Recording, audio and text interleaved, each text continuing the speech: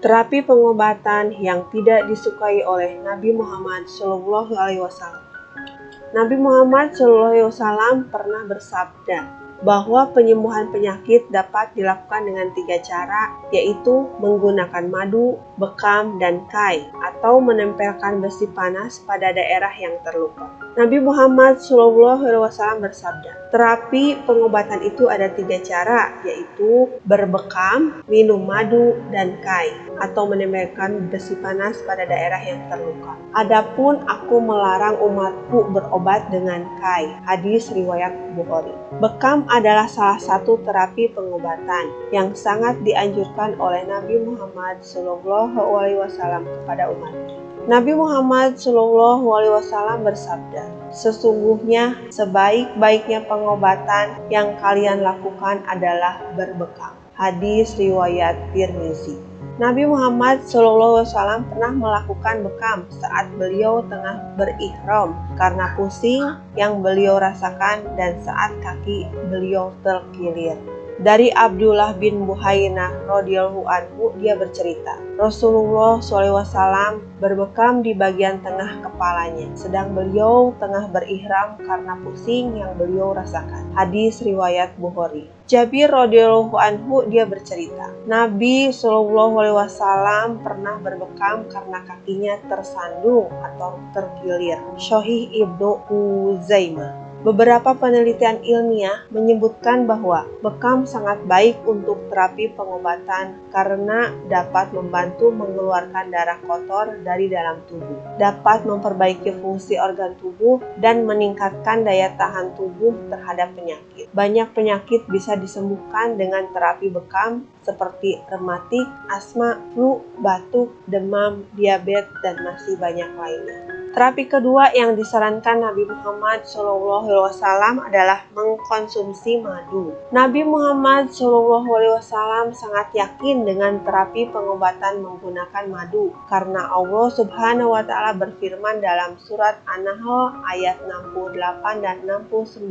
tentang madu yang dapat mengobati penyakit. Dan Tuhanmu mewahyukan kepada lebah, buatlah sarang-sarang di bukit-bukit, di pohon-pohon kayu, dan tempat-tempat yang dibuat manusia. Kemudian makanlah dari tiap-tiap atau macam buah-buahan, dan tempuhlah jalan Tuhanmu yang telah dimudahkan bagimu. Dari perut lebah itu keluar minuman atau madu yang bermacam-macam warnanya. Di dalamnya terdapat obat yang menyembuhkan manusia. Sesungguhnya pada yang demikian itu benar-benar terdapat tanda kebesaran Tuhan bagi orang-orang yang berpikir. Quran Surat An-Nahl ayat 68-69.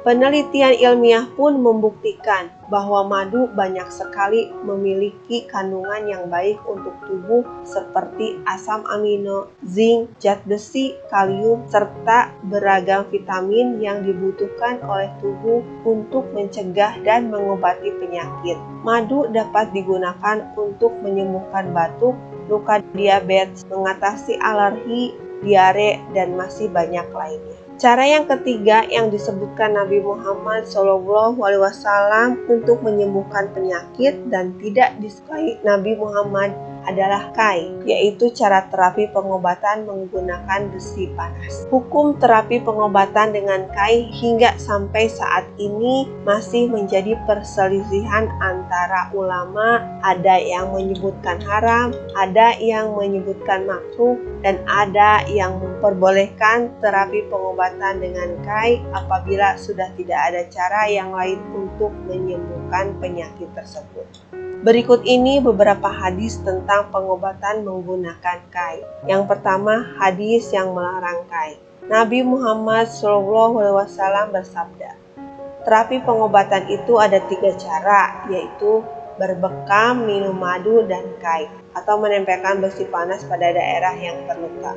Adapun aku melarang umatku berobat dengan kai. Hadis riwayat Bukhari. Kedua, hadis yang memakruhkan kai. Nabi Muhammad SAW bersabda, apabila ada kebaikan dalam pengobatan yang kalian lakukan, maka kebaikan itu ada pada berbekam, minum madu, dan sengatan api panas atau terapi dengan menempelkan besi panas di daerah yang luka. Namun aku tidak menyukai kai. Hadis riwayat Bukhari. Yang ketiga, hadis yang memperbolehkan kai.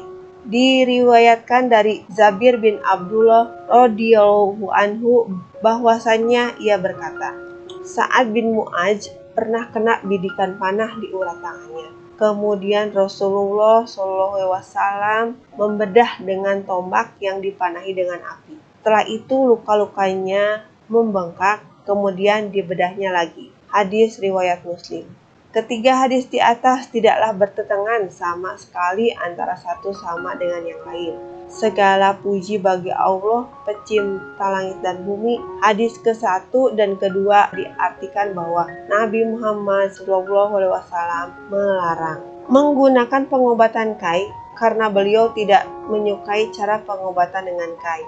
Pengobatan dengan cara kai dapat menimbulkan rasa sakit yang sangat menyakitkan, yang terkadang melebihi rasa sakit yang diderita. Adapun Nabi Muhammad SAW melakukan pengobatan dengan kai seperti yang dikatakan hadis ketiga. Itu dikarenakan Nabi Muhammad SAW ingin menunjukkan bahwa pengobatan dengan kai diperbolehkan, namun dengan syarat pengobatan dengan kai dilakukan apabila keadaan mendesak dan sudah tidak ada cara pengobatan yang lain.